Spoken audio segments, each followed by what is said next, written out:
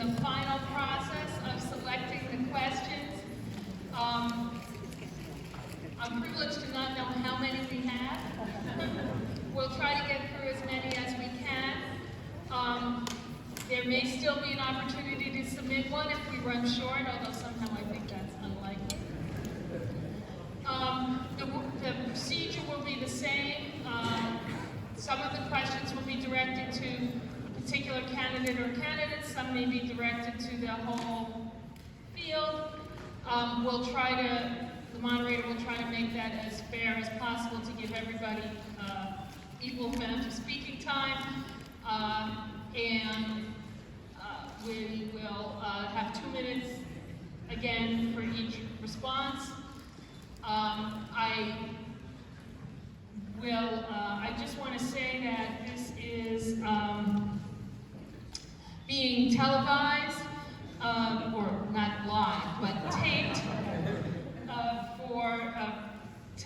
by Dennis Rudin over here, who has a cable television show, and so you can watch it again if you wish. We also have a videotape, and we will put that up on the Greenburgh Dems website and the various committees' Facebook pages, and as well as the Hudson Independent, so you can watch it in its entirety once more. And we also, if you don't have enough of this after 6 o'clock, tomorrow night, you can go to another part of Greenburgh. Greenburgh's a big place. You can go to the Theodore Young Community Center on Manhattan Avenue at 7 o'clock, and there will be another forum. I believe there's 7 candidates at that forum. I'm not sure which 7, frankly, but I understand that there's 7 candidates that have responded to that forum. That's at 7 o'clock, and it's co-sponsored by the Black Women's Political Caucus and the Greenburgh White Plains NAACP. So that will be another opportunity to hear from the candidates on somewhat different topics, and the Theodore Young Community Center is a great asset in this town, and those of you who haven't been there should visit it. This is a good opportunity. Thank you for your attention. I'm turning the mic back over to our moderator, Barrett.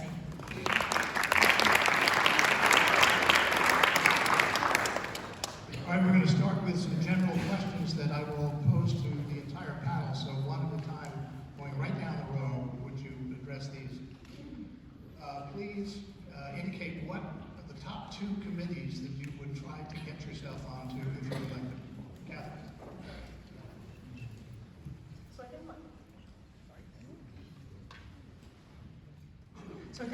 Thank you. I think my main issues that have always been my concern are things to do with children and education, as well as how we allocate our monetary resources.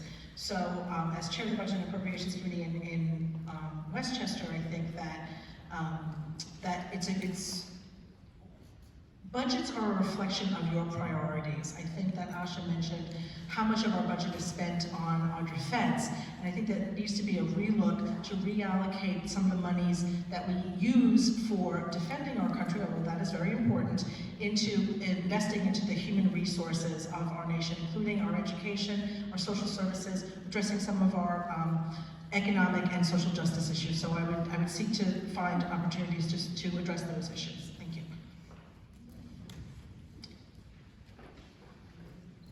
Knowing full well that our Congresswoman Nita Lowy, as chair of the Appropriations Committee, established the rule that freshmen do not get to serve on the Appropriations Committee, I very firmly would be trying to, first of all, serve on the House Ways and Means Committee. It's the tax writing committee that is so important to the Lower Hudson Valley, given the terrible Trump Republican tax bill of 2017, including, but not limited to, the limitation on SALT deductions. And of course, my background as a tax attorney would put me in good stead to be an able member of that committee. I'd also like to serve in the House Science Committee. I was a physics major in college, and though I did also promise my fellow physics majors that one day I'd work to get them funding, and maybe I should fulfill that obligation. More importantly, I believe if we're going to have an economy that works for all the people of this country going forward, we need to make sure we have investments in science, technology, and infrastructure that are crucial to making sure that we have the jobs, not just of the next year or two, but of the next decade or two or more. And so I think a vantage point from that committee would be most helpful. I currently serve on 6 committees in the New York State Assembly, but I recognize probably not getting any of us get that number in the House of Representatives. Thank you very much.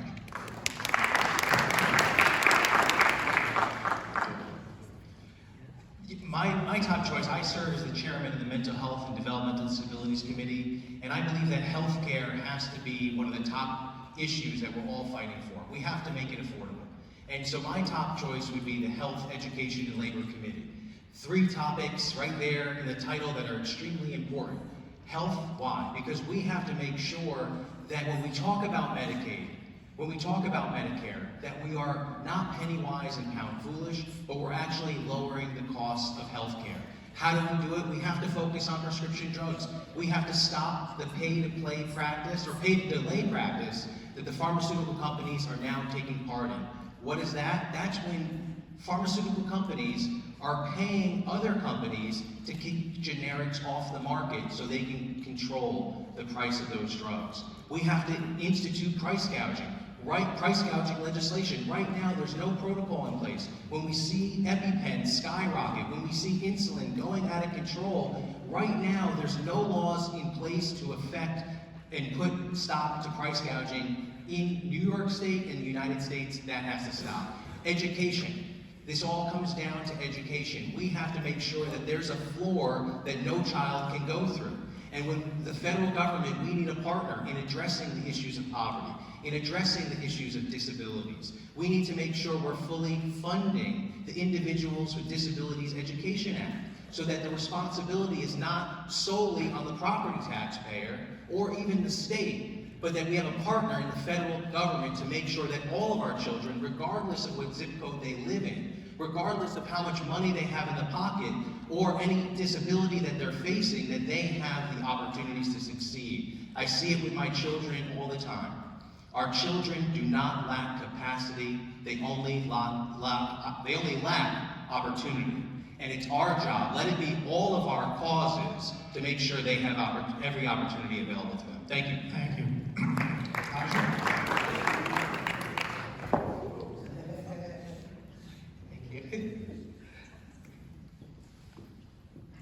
The committees that I will seek to serve on is definitely focusing on healthcare and education. Just as mentioned before, healthcare is very important. Right now, if you look at the system, it's broken. You know, we're struggling in achieving on making sure that everyone has access to affordable healthcare.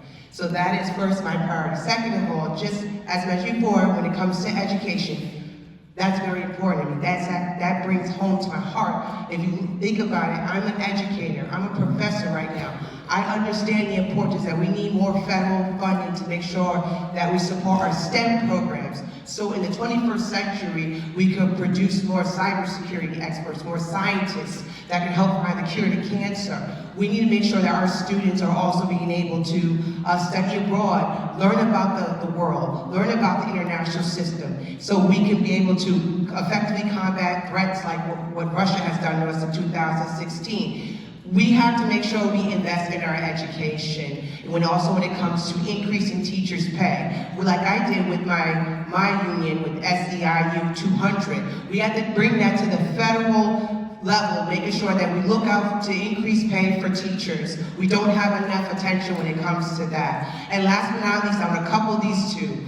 I would love to serve on the Household Foreign Affairs as well as the Armed Services Committee. That's very important when it comes to me as a national security expert. Just like what I told you before, when it came to Iran, I was just asked on that CNN to talk about what is going to happen to us with regards to going to break a war with Iran. Also, making sure that we create some sort of exit strategies to make sure we get out of Iraq and Afghanistan. We have to make sure that we have a strategy, a comprehensive strategy of where we're going with our national security. And last but not least, the reason why I will serve on these committees is to make sure that we restore all our foreign policy tools. Looking out for the State Department, which is skeleton right now. Looking out for USAID, which has been broke by the executive office. We have to restore our foreign policy tools. Thank you.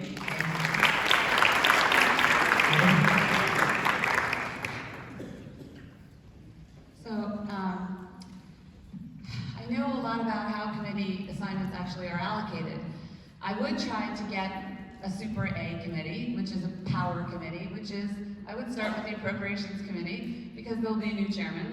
So I'll hope that I can get on the Appropriations Committee.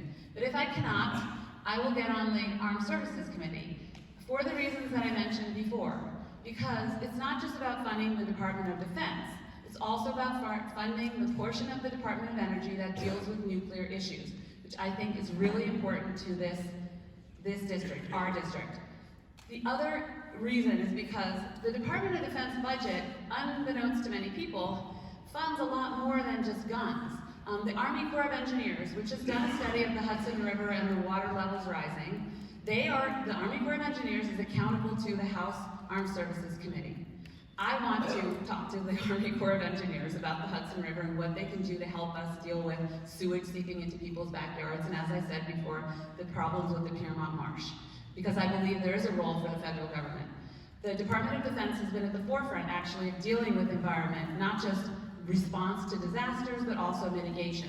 I've been working in the environmental arena as a national security person since the 1990s, so I believe it's really important. In addition to that, as I mentioned before, I would seek to serve on the House Transportation and Infrastructure Committee because I really believe that this district deserves a comprehensive, green response to all of the problems we have with our infrastructure here, including dealing with the noise in the airport in Westchester, which I mentioned before, but also, never in my, I'm going to date myself here, I'm 52, 40 years of driving, roughly, a little less, have I seen such bad potholes in my county. So that's what I would seek to.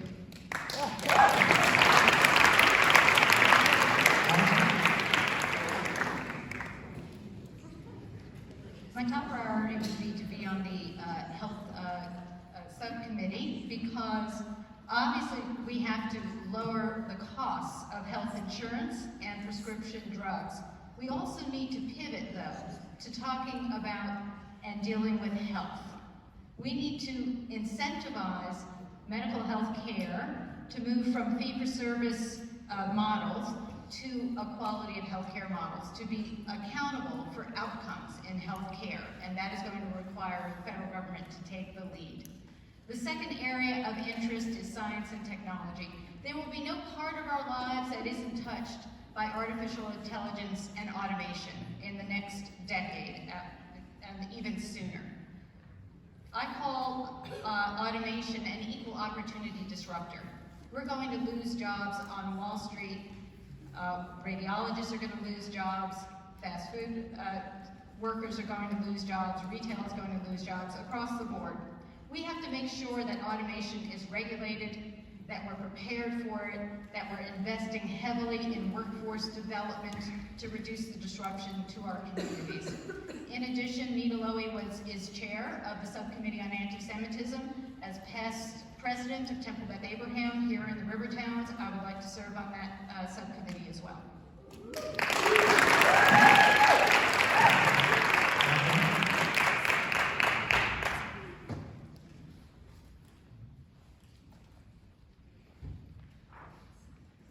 Serving on the Appropriations Committee sounds nice, but the fact is there's been a moratorium on so-called pork spending since 2011. You can Google it. That's the process of taking money and bringing it directly to your district. So the first committee that I want to be on is Transportation and Infrastructure.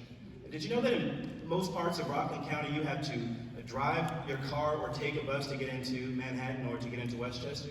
And we know that in Westchester we used to have light rail in places like Ossining and in Peekskill. The transportation sector is the single biggest contributor to carbon emissions and therefore to global warming on the planet.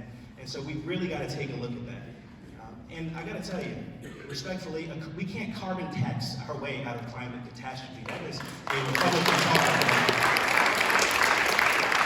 Republican Senator John Cornyn of Texas supports a carbon tax. Okay, so let's get serious about that, and let's elect someone in Congress who understands the urgency of this moment in world history. I would also want to be on the Judiciary Committee. I'm a lawyer.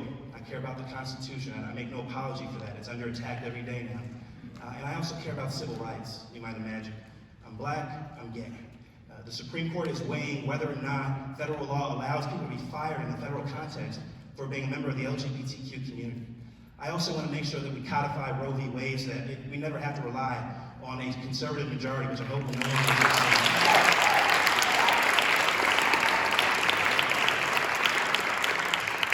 Those are my two committees. Thank you.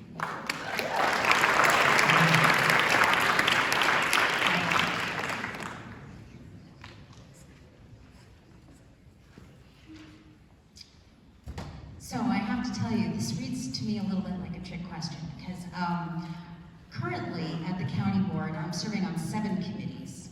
And while I chair economic development, planning, and energy, I also serve on environment and health, labor and housing, public works and transportation, Catherine Borgia's budget and appropriations.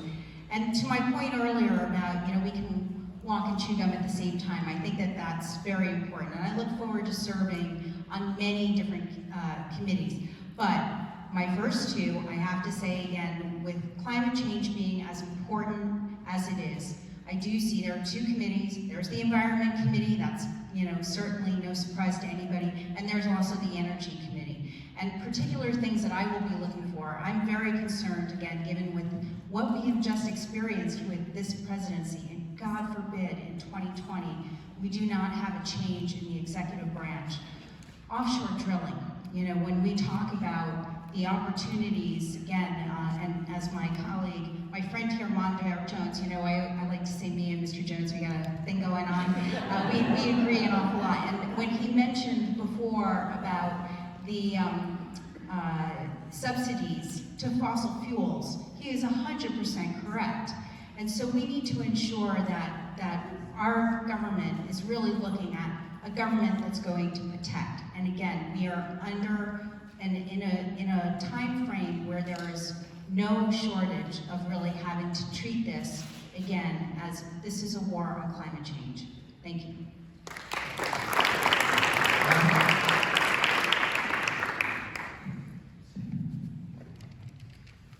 Look, I agree with the last 2, Catherine and Mondaire, that if we don't fix climate change, which is an issue of intergenerational fairness and national security, international standing, everything else is like arranging deck chairs on Titanic. So let me be clear. That's the critical issue here. But if a Republican had a great idea, great, let's work with Republicans. The person who thinks that working with a Republican is a dirty word sounds like the person who primaried our 3-decade legend, Neil Lowy, because he wants to talk only about his background and not the work he's done. So that's the first thing. Now, second of all, my 2 committees. 1, Judiciary, because I've actually clerked for 2 federal judges. 1, a district judge in New York named Alvin Hellerstein, who remains one of my best friends and is my mentor and is a Clinton Democrat, and Sandra Ikuda, who is one of the more conservative judges in America in Pasadena. And what I learned is that you can work well with anyone across the political spectrum because 80% of the time, there's a right answer to the questions. And you have to roll up your sleeves and find that right answer and do it. And not just rely on name calling and cancel culture to ignore people with good ideas wherever they are on the political spectrum. So that's 1, the judiciary. Number 2, financial services. I've been a regulator at the state level. I'm the only one on this dais who's been both a state and federal servant. And as a state regulator, I took on fraud and abuse in the financial and insurance industries in New York. So I'd like to be on that committee. At the end of the day, though, what I'd really like to do is listen to all of you, be on the committees that matter most to all of you, and go wherever Speaker Pelosi tells me to go in January 2021. Thank you.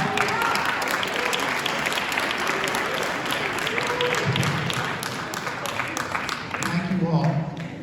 New York State has gone through recently a criminal justice and prison reform process and enacted a bill.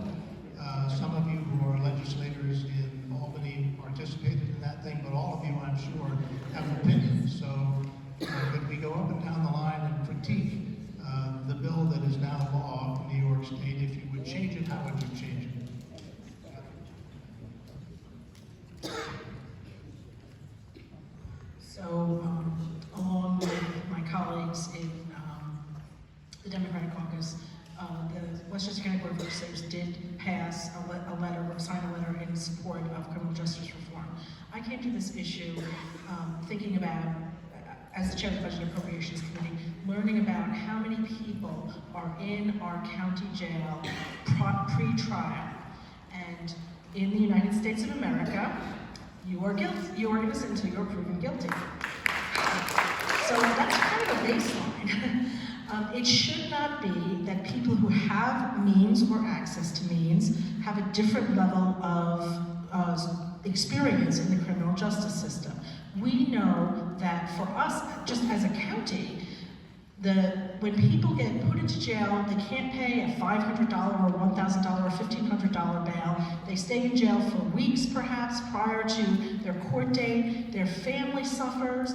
Their children suffer. If they're the wage earner, their family goes into more levels of poverty. And we have a system where the cost to taxpayers is so much higher than the cost of the bail that they cannot pay. There's also a human cost that is paid by situations like that. Now, so I am very much in favor of, there might need to be some moderate judicial discretion if there is a situation, especially like a domestic violence situation, where the victim and the perpetrator, alleged perpetrator, share the same address, or there's some level of dangerousness. But I don't think that it should be that you're dangerous if you can't pay $1,500 and you're not so dangerous if you can pay $1,500. So I think who worked for this, because I do think it was very, very, very important. The one thing I would change is perhaps some of the discovery laws, it might not be quite enough time to do all the things that you need to do for discovery. So that's where I stand.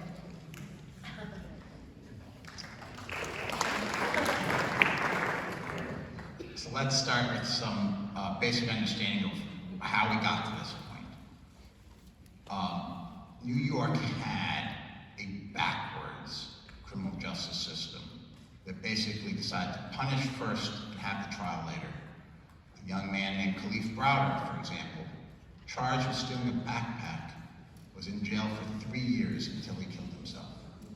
Totally, totally unacceptable that we had a justice system that viewed that as a throwaway, lock them up and throw away the key mentality. And it should not have happened in a progressive state like New York. When the bill came before us, though, it wasn't a standalone bill. It was part of a budget package.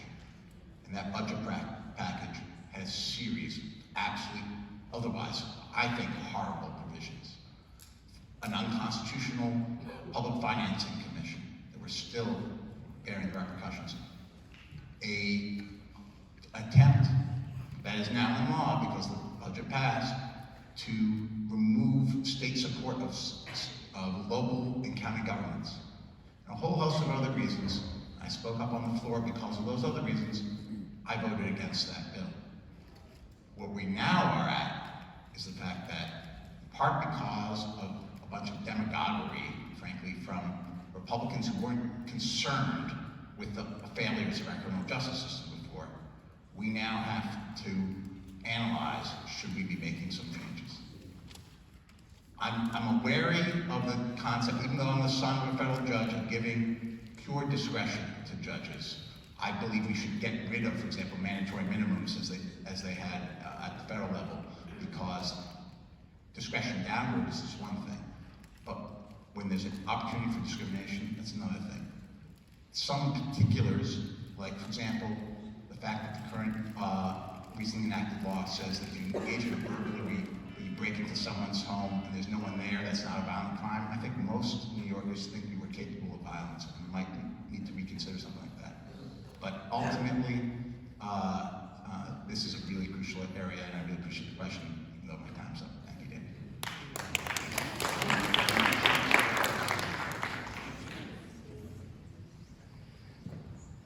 Again, Senator David Carlucci, and I stand behind my vote for bail reform, for discovery reform. We have to make sure that we are not just fighting the symptom, but we're going after the root of the problem. That's why this year, one of the 36 bills that I had signed into law was the expansion of diversion courts, or problem-solving courts. Look, I have Sing Sing prison in my district and other jails, and you go through the jail, through the prison, and you notice something, that many of the people there shouldn't be there. They should be getting treatment. Whether it's addiction issues or mental health issues, we have a crisis because we've diverted people to the criminal justice system instead of getting them treatment. What will the diversion court expansion do? Simple. Right here in Westchester County, we have 40 different judicial jurisdictions. Boy, man, okay. We have 40 different courts. Just in Westchester County, there are 932 towns, 550-something villages in the state of New York. You can imagine the justices in those courts vary greatly. That means we need to have focused, problem-solving courts. If you're the survivor of domestic violence, we want you in front of a judge that knows the ins and outs of domestic violence. If you're someone suffering with addiction, we want to make sure you're in front of a judge that knows the ins and outs of addiction. Not that this is just a part-time job and we're just rushing you through these cases. We have to remember we can't just fight the symptom, we have to go at the root of the problem. That means that, hey, we know our children can do remarkable things, but we have to give them remarkable things to do. We have to have universal pre-K and universal after-school programming. We have to make sure that's a priority, it's not just a talking point. And I'm the guy that has fought to make sure that not only do we have pre-K, but we fight to have full-day kindergarten. What I've noticed, my time in the legislature, is the districts that can afford it the least are the first to get cut. It's the responsibility of all of us and our federal government to have a foundation that no child can go through. Let's fight the problem, and let's not just talk about the symptom. Thank you.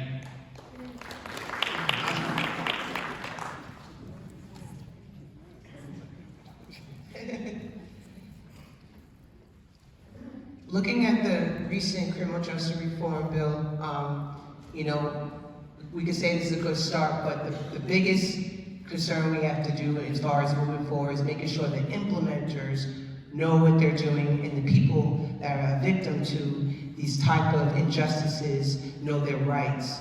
And that's the big concern for me, that most common people are out of touch with these laws and issues that are going on, and they don't know what to do moving forward, and they're being taken advantage due to these injustices. So when you look at the bail system right now, we do, you know, it's a good start, but then there's some issues involved in making sure that the common people are fairly being treated, and that those that are implementing this new system knows what they're doing. So I would call on and make sure that we bring everybody in to talk about this issue, to talk about how can we effectively implement criminal justice reform. Another thing too that we need to underscore more when it comes to criminal justice reform is racial bias training, making sure that we have a community effort between those that are carrying out the racial bias training issues, as well as the common people work together as a community through their churches, through their community centers, bringing back the programs like DARE to ensure that these type of issues are resolved. We have to have a community push when it comes to criminal justice reform, and that's what I'm in on that effort. Thank you.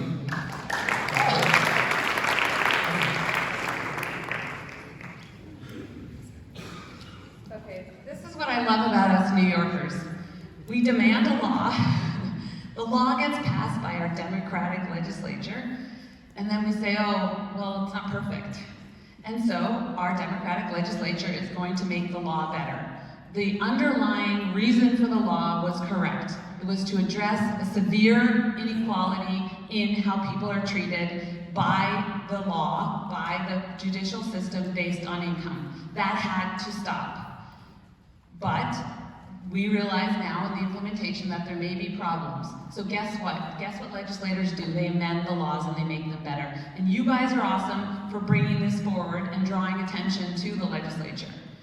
Now, where do I come out on all of this? I believe very strongly in criminal justice reform. Just as an American, as a New Yorker, before I knew that Nita was retiring and I was running for Congress, this past spring, you know, very long ago, I went to Sing Sing and I had an opportunity to have a conversation with the superintendent and go through the facility and see what he's trying to do there. And I believe strongly in taking our prison system and making it a rehabilitation system, not a punishment, not a place for punishment. And he is trying to do that, but he needs more resources, and we certainly need to work at it at the federal level as well.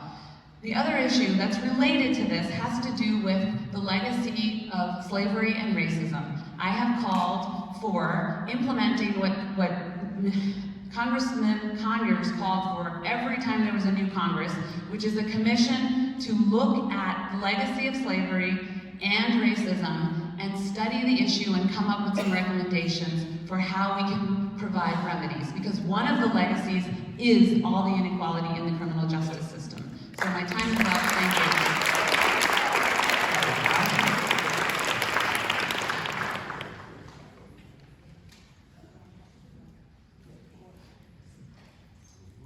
you. The soul of a nation is reflected in how we treat the least powerful people in it. 23 states in this country allow for the shackling of women in prison who are in labor. New York is one of those states. Every single day, that is happening around the country. There are things to like about this new bill. Bail reform, badly needed. Decriminalizing addiction is wonderful. However, we need to pivot as a society away from a society that focuses on what people are doing wrong and how people should be punished, to a society that is investing in human beings from before they're born, with healthcare, prenatal health care, allowing women to have choices in whether and how they want to have children, and then investing deeply in nutrition and in education, and ensuring that every single person in this country has a right to be free and to be healthy and to be prosperous. That's the country I want to live in. That's the soul of the nation that I want us to fight for. Thank you.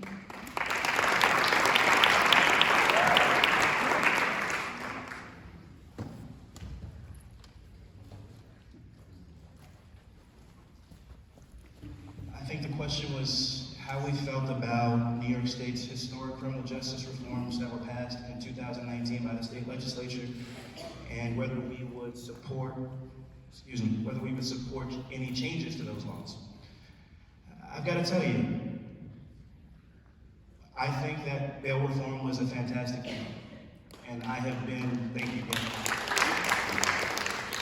we have a system where people under bail reform, because I understand that is the most controversial, and I think that's really what the question is getting at. We have a system where if you're the Jeffrey Epsteins of the world, you can put some cash forward and you can be out on bail, regardless of the crime that you've committed oftentimes. But if you are Khalif Browder, as my friend Assemblyman Buchwald mentioned, then you have to stay incarcerated, in his case, for several years. And so I find it really difficult to believe that the same people who voted in favor of this legislation somehow didn't know everything that went into it at the time. What I think is more realistic is that people are running from a fight. I get it, we're faced with a lot of misinformation being put out on the Republican side about what bail reform actually means. Here's what we do know, and what common sense tells us. The crimes for which that are no longer eligible for cash bail are inherently non-dangerous, non-violent crimes. The law says most non-violent felonies and misdemeanors are no longer eligible for cash bail. And so the idea that we would now add burglary, which is an inherently non-dangerous crime technically, is not something that we ought to be giving into. This is what black and brown people mean when they say that oftentimes the Democratic Party takes them for granted. And so I want us to not run away from fights just because the going gets tough. This is personal for me, obviously. I've been working on these issues my entire life, whether it was as a student at Stanford University, when the local police chief said things that embraced racial profiling and we organized to get her to resign, or when I was at the Justice Department working on these issues for Attorney General Eric Holder. We have got to speak truth to power and not run away from a fight when the going gets tough. Thank you.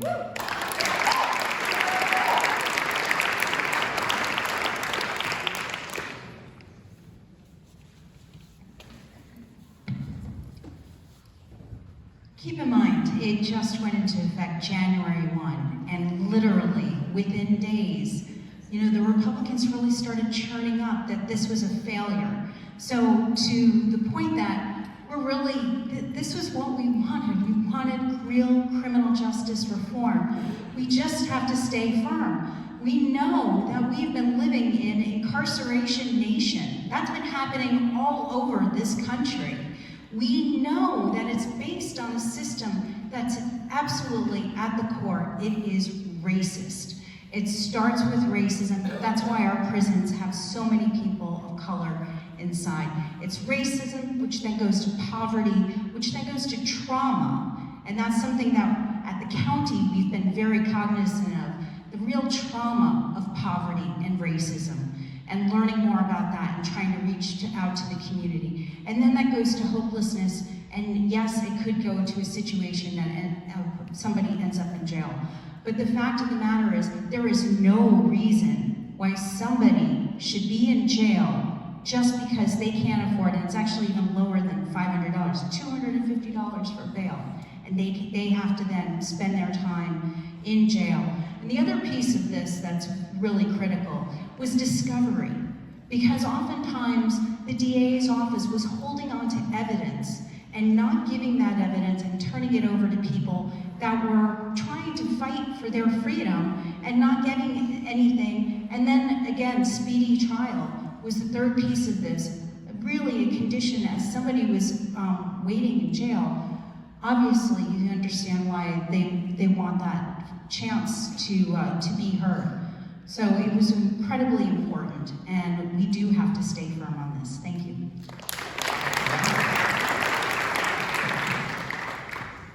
Thank you for the opportunity for this question.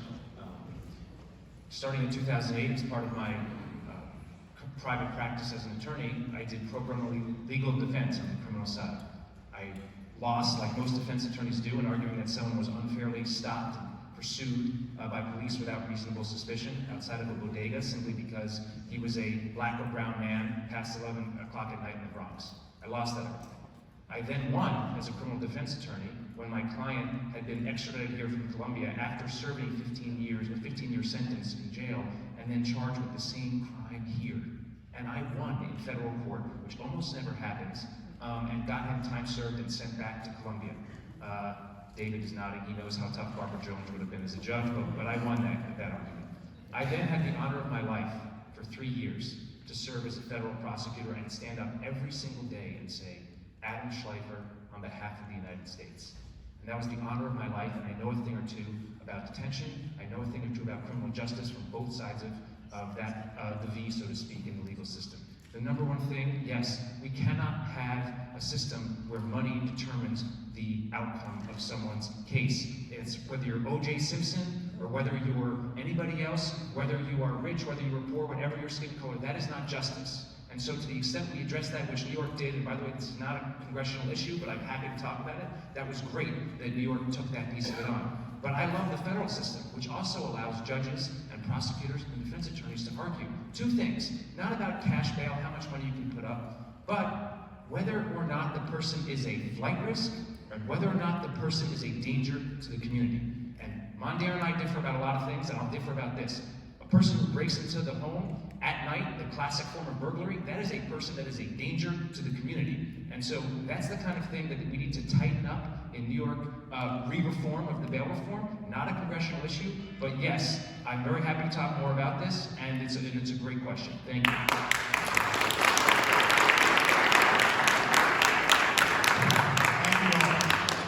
I have one more group question, and then we'll have some individual questions. This one, though, I hope will not take long to answer because it's basically a yes or no, or choose A or choose B. So please try to speak briefly to this issue. It's on healthcare, or specifically on health insurance. But the big debate at the national level among Democrats is whether or not to have a continuation of the Affordable Care Act, only fix it, or go to, Medicare for all. So one by one, starting with you, Catherine, which side do you want? We need a microphone.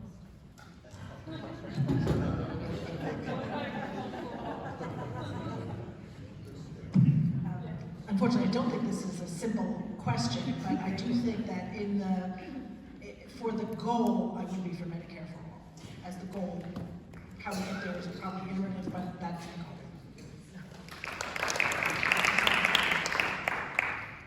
Having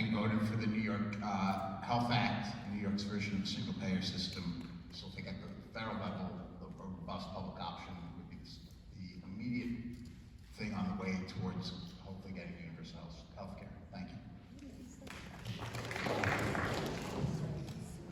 Yes, I believe that healthcare for all has to be the solution. It has to be the goal that we're working towards. Healthcare for everyone, end of story, period. Everyone needs to have access, if they don't have insurance, don't have care, to a Medicaid option. So I think healthcare for all is the issue.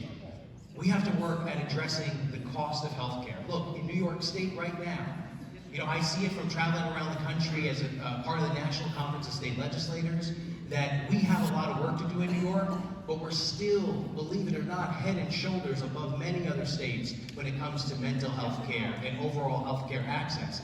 But we see right now the governor's proposing a $2.5 billion cut with the Medicaid redesign team.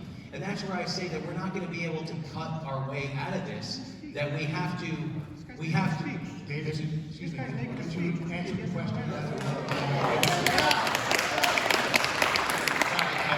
Trying to explain it, yes, sorry about that. Still not sure where you come out. Healthcare for all, and healthcare for all, yes.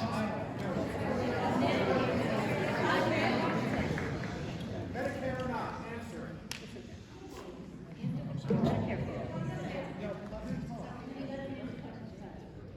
Sorry, what I was saying, yes, I think that it's healthcare for all. Medicare for all is an option that we should strive towards. I don't think we're going to be able to get there overnight, and that's why I think we have to find a way forward to make sure that no one falls through the cracks. Thank you. After spending 48 hours, almost 48 hours in the hospital recently, watching my father's brother fighting for his life because of cancer. By the way, he spent almost 20 years as a business owner in Tarrytown, working on being a barber, excellent one. My decision is definitely a pathway to Medicare for all. As mentioned to you, there's no reason why no one in this county should not have affordable access to affordable health care. Thank you. Try to be direct. I do believe that we should aim for a system where we can have universal health care, where everyone can pay one fair price to get quality health care. But I do not think that we can go there rapidly overnight. We need a public option. I'm on the horrible Trump care, which is way too expensive. I would like a public option. But I don't want to put people who have private plans that they like and that they trust at risk by quickly moving to Medicare for all.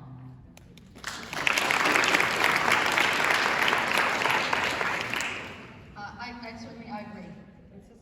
I agree with Evelyn. We need to begin with a robust public option that's going to put pressure on private insurance companies to either reduce their prices, or as many of them are on the verge of collapsing and going out of business, hurrah, go out of business, that would be great, for the purpose of getting us to a single payer system. So that would be the goal. My concern in trying to go from here to Medicare for all is that we won't end up with anything, because we know the Republican hate machine will be on overdrive around trying to take people, what they will say is trying to take people's private insurance away from them.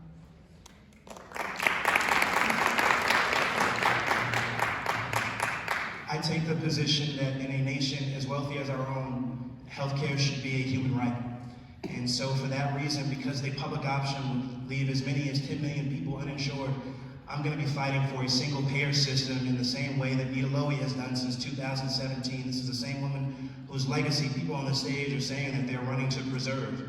And so I join her in her support for a single payer system. She signed on to it in 2017, that was John Conyers' bill, and she did it again in 2019 when she signed on to Pramila Jayapal's bill.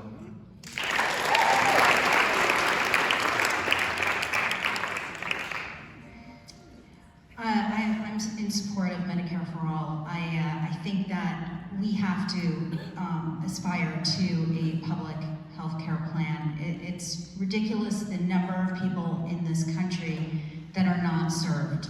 And it is, we know too that our Congress has many people that have been bought and paid for by the insurance lobbies. So it's going to be a long haul, but we have to be aspirational on this. Thank you.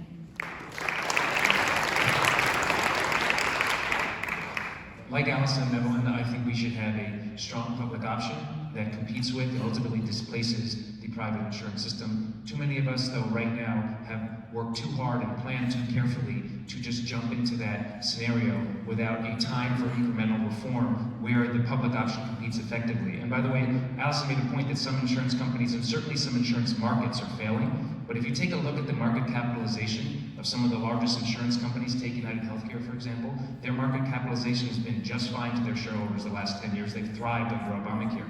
One way to think about that, that's the difference between the amount of money they charge us and the amount that they pay in services. That delta, that market capitalization, those shareholder profits, that's the gap in the service that we're not getting. So long term, let's get a public option and let's get tough regulation on insurance companies. So that things like fertility services. My wife and I are trying to start a family. You know, it's insane that the basic reproductive imperative is not covered by almost any insurance company under any plan. So let's have strong legislation, force insurance companies to play fair. I'm a veteran of 2 surgeries. Anyone who's had it knows how horrible and unfair the process is when you're in the triangle between the doctors and the payers, and you don't know who to turn to or who's right and what to do. We've been there, many of us, too many times. We need to be tougher on the insurance industry. We need to make them honor basic fairness and their contracts, and we need eventually to have a single payer system, but we've got a long way to go to get there carefully in the right way. All right, we are down to the last 15 minutes of this, at least scheduled, and I want to get in one round anyway of questions addressed to individual candidates here, which we'll do, and then if we have time, I'll offer the opportunity for each candidate to speak to their own background in ways that we didn't have time to do earlier in the process. So, on this, for you, Councilor Borgia, do you support a wealth tax, and at what level?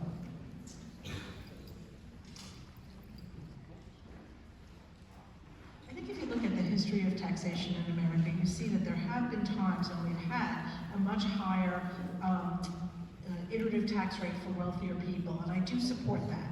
I think that in these economic times where we're in a new Gilded Age, and we have been actually for quite some time, but I think that the contrasts are becoming so extreme that even people who have always sort of been able to exist in the middle class are no longer able to. We have so much economic pressure on such a huge percentage of people in our community. So I do think that there is an opportunity for higher level income and possibly higher level assets to pay more into the system that has been so beneficial to them. But I do think it's a balancing act. I think that we want to make sure that our priorities are in order so that we are enabling people to succeed, and also enabling us to finance the level of development that we need to have so that other people are able to succeed in this economy.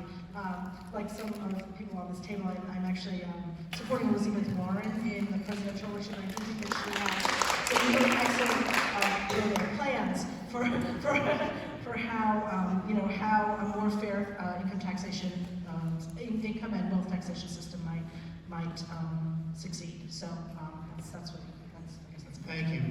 David Buchwald, this questioner has asked, we've seen that you are taking money from the real estate industry and voted down rent regulation. Could you please explain your position? Well, whoever wrote that question obviously didn't look at my actual campaign finance reports. I've been a public official for 10 years, 3 years in the White Plains Common Council, the last 7 years representing 9 towns here in Westchester County. And though I have taken at least, not in the federal campaign, contributions from a group called RPAC, which is the Realtors Political Action Committee. Realtors are not the landlords and developers that presumably the questioner is concerned about.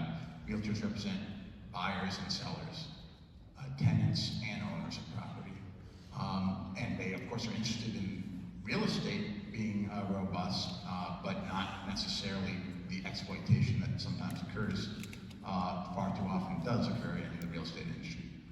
But fundamentally, the most important thing to know, in addition to the fact that I have been supportive of significant campaign finance reforms, is that you cannot find a single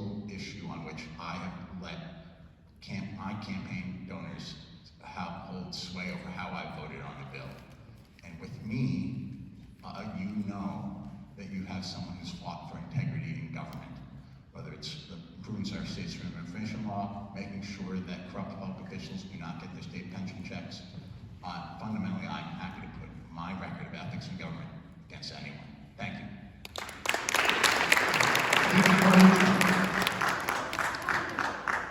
Could you please explain your reluctance to go on the record with a position on zoning for religious grounds?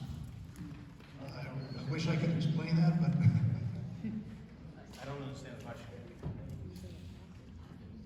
any help here from the person who asked that question? It's addressed to David Carlucci.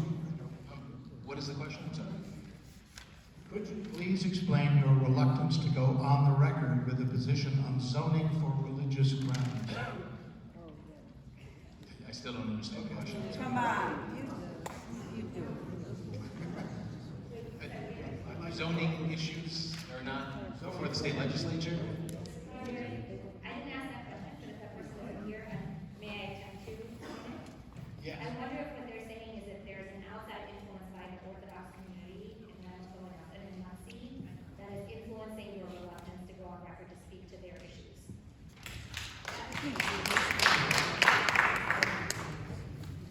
I'll try to answer that.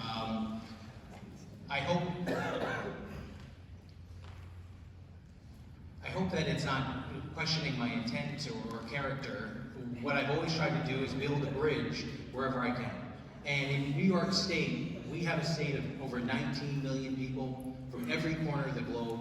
And we know that it's our mission and our responsibility to make sure that we're living together, working together, raising families together. And that's why we call ourselves the Empire State. Look, we've seen, unfortunately, a rise in anti-Semitic attacks, a rise in hate attacks, and that's something that I've worked with with Andre Cousins, our leader, to say, look, we have to make it a priority to face hate head-on and make sure that New York State is leading the way. We have a diverse state, and that's delicate. We have this, they say, a tapestry, right? That's what we call it now, a tapestry that's been woven together of so many different cultures and so many different religions. And it's our diversity that makes us the Empire State. It's our diversity that gives us our strength, but it's our unity that gives us our power. One of the pieces of legislation that I put in recently, I call it the Social Media Responsibility Act. And basically what it does is allows for a platform where you can be able to, sorry? I'm trying to explain it as best as possible. I don't even understand the question necessarily. The question has nothing to do with hate. There's zoning laws. I'm in state senate. I don't oversee zoning laws, and I try to make sure that we have as fair and as balanced. And if there's an issue, I try to stand up and talk about it whenever I can, and we can have conversations and be. And I'll be on the record and transparent as much as anyone. I'm sorry, I don't understand the question there about zoning, and I'm trying to talk about the issues that I think are important. So thank you. Okay, Asha, could you speak to your view and plans to de-emphasize military spending and to increase national infrastructure spending? Thank you. Thank you very much for the question. As mentioned to you before I address this, that's a very important question you asked, and for the most part, I will tell you, for this seat, moving forward, we need someone with personal courage that can take on tough issues. Evidently, some people here don't know how to do that, and that's why I'm running, because we can take on these personal issues, like for instance, there's nothing really mentioned about housing, which a lot of people in our district are scared. They're scared of getting pushed out of the district. They're scared of getting moved down to the south because they can't afford to live here. That's why I am so in support of universal rental control on the federal level. Another thing in terms of the federal budget, like I said, it is in my strategic interest to make sure we end these endless wars. And how do we do that? We formulated an exit strategy, making sure that we we come up with something on making sure that we are no longer in these endless wars. If you don't have the experts in place, building a consensus, making sure that, hey, this is how we get out of Iraq, this is how we got out of Afghanistan, those wars will continue. That's why we're in Afghanistan for 18 plus years. And making sure we can use that money, use that revenue when it's freed up to send to things like healthcare, definitely infrastructure, so we can upgrade our aquatic systems that we're having a problem with right now. Also, to other infrastructure projects that are very important, like what we saw with the Tappan Zee Bridge. So it's very important that we reduce the defense budget so we can free up that money so we can prioritize it to infrastructure. Thank you. Thank you very much. Evelyn, Farkas, Westchester, as you know, has a large immigrant population, many of them undocumented still. What would you do to protect them? Well, thank you for this question. It feels like a softball because, as you all know, I'm the child of 2 refugees. Immigration is something that I hold near and dear. I learned English in kindergarten. I lived in another culture. It is infuriating to me to see our president embarrass us at the national level with his horrific, fundamentally, depraved human rights record when it comes to how he has dealt with immigration, when it comes especially to people coming over the southern border. So number one, I would say we need to extend legally coverage to the Dreamers. Number two, we need to legally, when I say legally, I mean pass a law in Congress. So pass a law in Congress to cover the Dreamers. Pass a law in Congress to ban separation of families. And then Congress needs to establish an oversight mechanism to look at all the past human rights abuses and the ongoing ones of people in U.S. detention who are not citizens.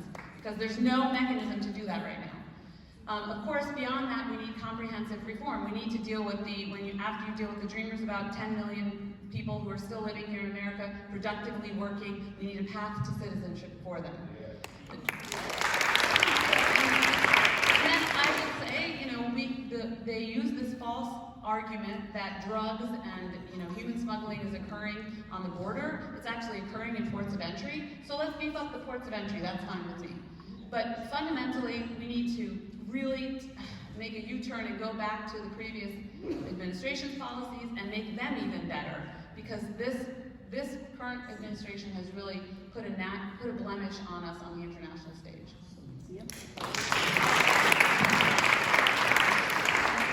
Allison, I'm going to try to amend this question on the fly because I'm not sure the way it's written here quite makes sense. The question is how you would identify yourself politically on the economic political spectrum if you have capitalism on one end and socialism on the other. Where do you see yourself along that line?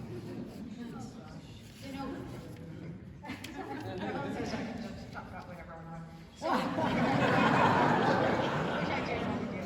So look, I have to say I'm a wee bit tired of people trying to put people into boxes. I like to lead with my values. I wrote a book in 2015 called Matterness. Yes, it's a word I made up. But the idea was that we as leaders need to ensure that every single person can be seen, can be heard, has a name, has a voice. And too often we get lost in our lives and certainly feel helpless and powerless and not heard. And nothing feels worse, nothing is more diminishing than not being heard. What I've found in my life is when people get very, very, very angry, and you can see this if you go to a school board meeting or such, what they get angry about is not being heard. People don't mind so much that you're disagreeing with them, because by disagreeing, you're actually listening to them. So I am trying very hard to make sure in everything I'm doing and all of the policies I'm thinking about, how can I ensure that every single person is treated with dignity, has an opportunity to build wealth, to live the life that they want to lead? These are the values that led me to reproductive freedom as a central core element of the fight I've been working on the front lines of as an adult, and certainly as national chair of NARAL. Right? That we need to ensure that every woman has access to health care, the opportunity to make her own choices in life, and that every single person has the opportunity to have work that can support them, that they can have access to benefits so that they can build wealth, and to health insurance and health care for their lives. So those are the values that are important to me and will be important to me as a member of Congress.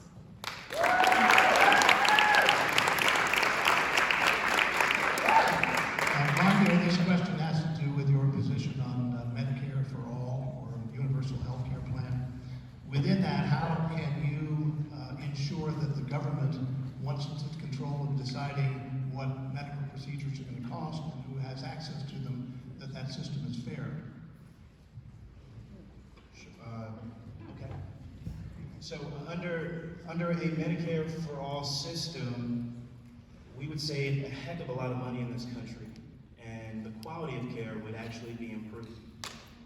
We would no longer have to pay premiums or co-pays or deductibles, and coverage would be expanded to include things like hearing aids and dental and vision. Folks would get to keep their physicians, which I think is what people really mean when they talk about wanting to keep their care. Did you know that Blue Cross Blue Shield could send you a letter tomorrow saying that you're no longer in network, this physician that you love and you've been going to for the past several years?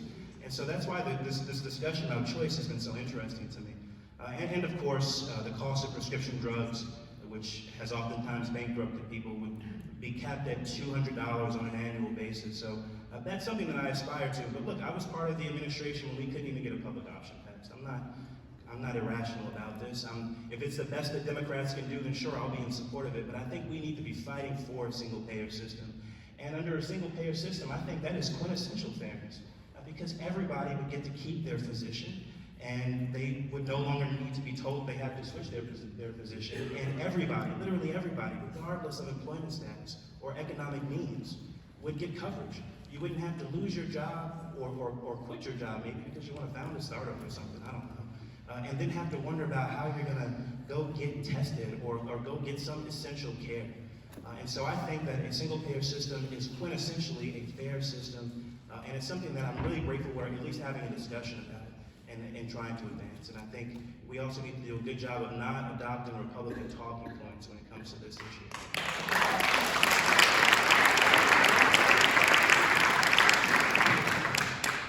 Catherine, you represent Rye, which is seen in these parts of the world as a fairly upscale district relative to some of the other parts of the county. What has, in your experience in Westchester County government, taught you about the others in Westchester County and their issues? Thank you. It's a great question. It's really interesting. I do live in Rye. My district covers Rye, Mamaroneck, Larchmont, New Rochelle, part of Harrison. But I know with blonde hair I'm coming from Rye. I get it. That's a great question. So, as I told you, I was raised by a single mother. I met my father once in my life. And my mother was left with an 8-month-old, and we lived in Mount Kisco in an apartment. And, you know, that community was really diverse. And I think my first social activism was when I was in 8th grade. It's a long story, and I know that David Imamura is going to tell me I have no time for this story. But that's kind of the crux. And so then coming to county government, I've looked beyond my district. I've worked on things for my district, but I've also recognized that as a county, we are a very diverse district, and almost 10% of people are living at or below the poverty level. And there are a lot of women and children in that group, and a lot of people of color. So as a legislator, I have fought to have money added for daycare, and for daycare in communities that aren't in my communities. And I fought for healthcare centers like Open Door Medical Center, which actually is in one of my communities, Mamaroneck. And I've worked really closely with organizations like Community Resource Center in Mamaroneck, which has, is a great organization that works with the immigrant population. And I've actually helped fund a program to give training to those people so that when they're here, that they have opportunity. So all of that, I think, goes into why I think that experience going to Congress, I'm going to be just as focused on helping where their help is needed. And a lot of empathy here. Thank you. Okay, Adam, last question to you. There are some people around, some of them apparently in this room, who wonder whether or not the financing for your campaign is coming from family money or if it's being financed in other ways that have a broader representation. Let me address what may be a misunderstanding about that question. We have federal election laws, and what they say is that no person can contribute more than $2,800 to anybody's campaign, whether or not that person is your uncle, whether or not, by the way, my uncle's here and thank you, he did contribute to my campaign. But whether that person is your uncle, your grandparent, your parent, anybody, nobody can get more than $2,800. I just want to address that misconception. The answer is, I think the filings are coming out shortly for most candidates who haven't already announced. We have raised money. We have not taken any money from a PAC, which is not true of everybody on this dais. We've taken no money from any corporate PAC, or any PAC, by the way, and we have agreed to do the fossil fuel pledge, which means that we will not take money from lobbyists or executives of fossil fuel companies who are polluting and choking our planet. The campaign is being funded by donations from my friends, supporters. Some of you, thank you, are here in the audience. I hope more of you will join at adamschleifer.com and contribute. But to the extent the question implies a misunderstanding, the answer is the campaign is being funded like everybody else is here, except for those who take corporate PAC money or fossil fuel money. Thank you.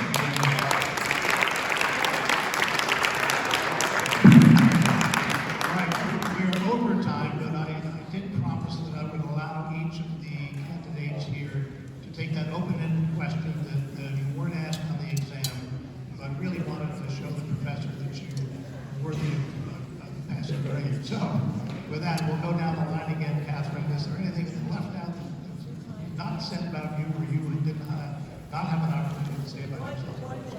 1 minute. It's kind of hard to summarize whole life in 1 minute, but here's a shot. So I'm running for this office because I had the great good fortune in early 2002 to begin a public service career that has enabled me to help people in my community and surrounding communities. It was astonishing and wonderful to discover that the work that you could do could really make the lives of people better, make people's lives better in all the surrounding communities. I am someone who comes from a family who very much believes in giving back. We're a family of regular people, but we really believe that it's our job and our responsibility to give back to the community. I have a long history of getting things done, of not giving up, of fighting against bullies, Republicans, and even some of our friends on the Democratic side, of making sure that I fight hard for the constituency that I serve, that my mentor, Assemblywoman Sandy Galiff, served, and I know that I can bring that to Congress as your next congressperson. Thank you. As much as I'm proud of my record in things like being co-sponsor of the Reproductive Health Act, having a 100% environmental voting record in the State Assembly, and as much as I'm proud of my background, like many of you got my resume today, including my educational background, which started with Westchester Public Schools. Fundamentally, the reason I'm running is to help people and to solve problems. That's the quintessential job of an elected official.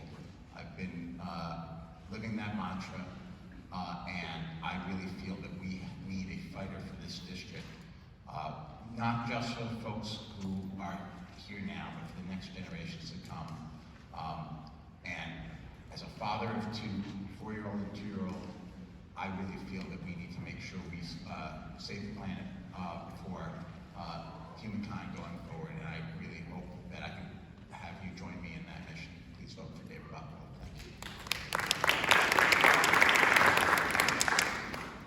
Well, thank you for having me, and I want to thank all the candidates for the great debate that we had tonight. And look, there's more that unites us than divides us, and I think tonight you've heard many of us on the same page of the issues. We might differ in how we get there, but my pledge to all of you is that I will be relentless in my pursuit to get these issues done. Healthcare for everyone, education that makes a difference for all of us, fighting climate change head on, These are the issues of our time, and I think most importantly is we have to fight and protect the middle class, and we have to change the IRS tax code to make sure we're working to pull people out of poverty and expand the middle class. Again, I'm Senator David Carlucci. It's an honor to serve many in the New York State Senate, and it'll be my absolute honor to represent you in Congress. Thank you.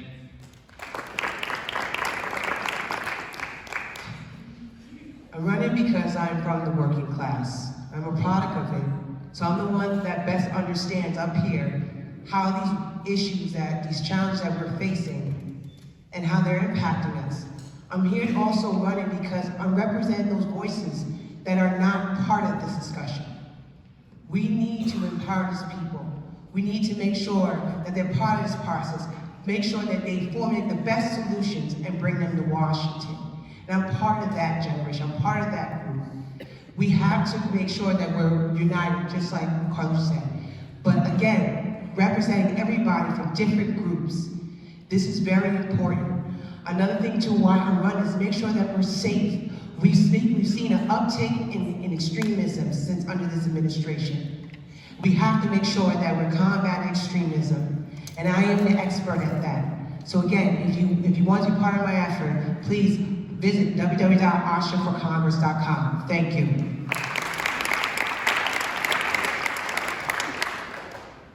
So we are losing a legend in the House of Representatives in losing Nita Lowy. She's the chairwoman of the Appropriations Committee. We have a choice. You have a choice. You can pick someone who has never legislated at the federal level, who doesn't know where the bathroom is, who doesn't know the chairpersons and ranking members of the respective committees, who doesn't have a media profile that will draw attention to the issues we care about here in the district, someone who doesn't have the empathy, the fighting spirit, the grit, or you can choose me. And I hope you choose me. Thank you.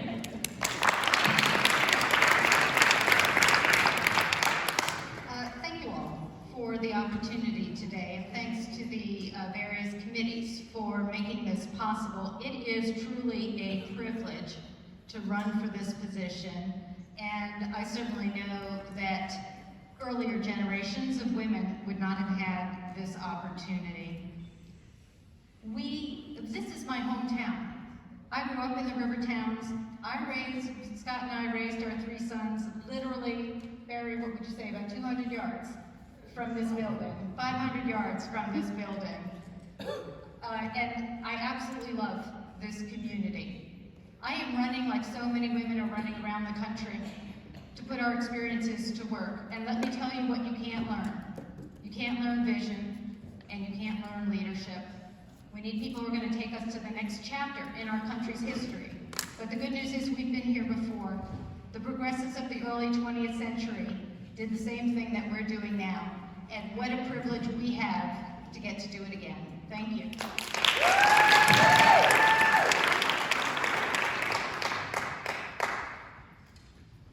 I think we've had a relatively substantive debate today, and I'm very grateful for all of my colleagues on this stage. I think that you can see from that debate that not all Democrats or people who identify as Democrats are the same. And so I think it's really important that we evaluate the differences between the candidates. And I've got to say, I'm not running for Congress because when I was growing up, somebody always told me I'd be a member of Congress, or because I have the money to do it, so why not? I'm running for Congress because we need to send someone in office who is going to be a champion for everybody, not just the affluent, but the working class and the people who cannot work, which we often don't talk enough about. So we need to send someone for whom policy is personal and for whom the issues of our time are urgent, and not just an academic exercise. We can chart a future, a better future for the Democratic Party, and by virtue of that, for the entire United States of America, if we make the right choice and not get this election wrong. Thank you.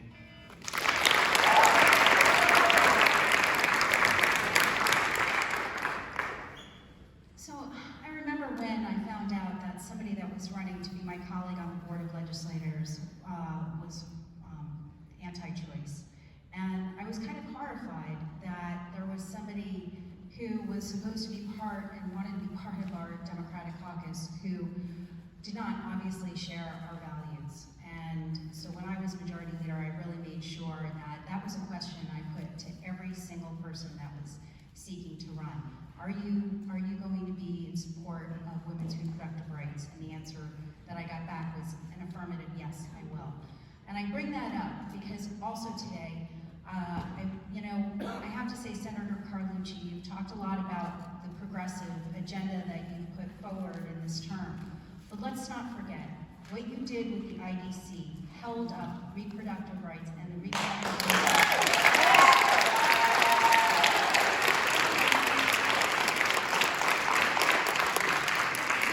Somebody who will go to Congress will stand up. Thank you.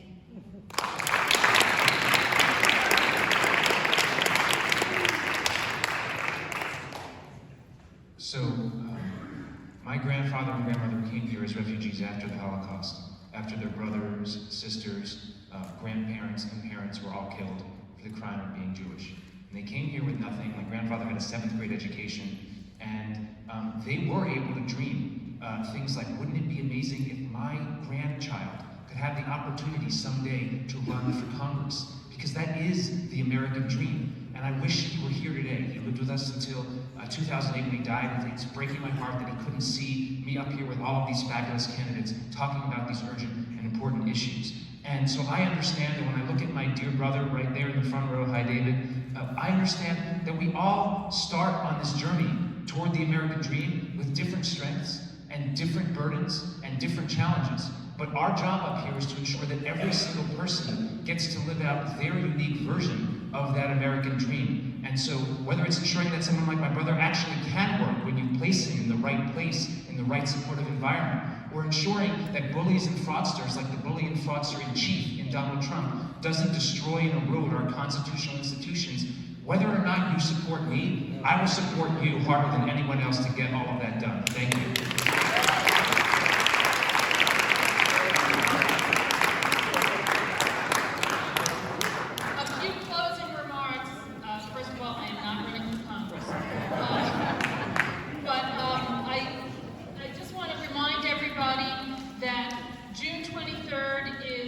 Democratic primary day. This is a Democratic primary forum. We have our friends from the Working Families Party here, David Schwartz. Some of you might want to talk to him.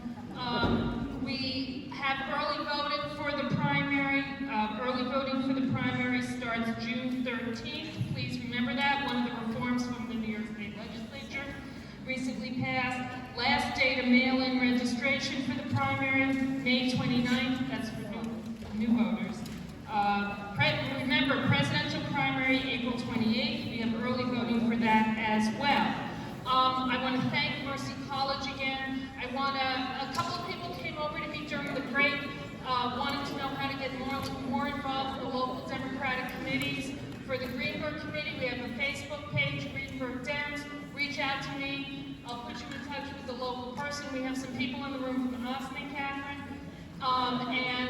There are local committees throughout the county, and if you need information on that, I can certainly point you in the right place. We have our local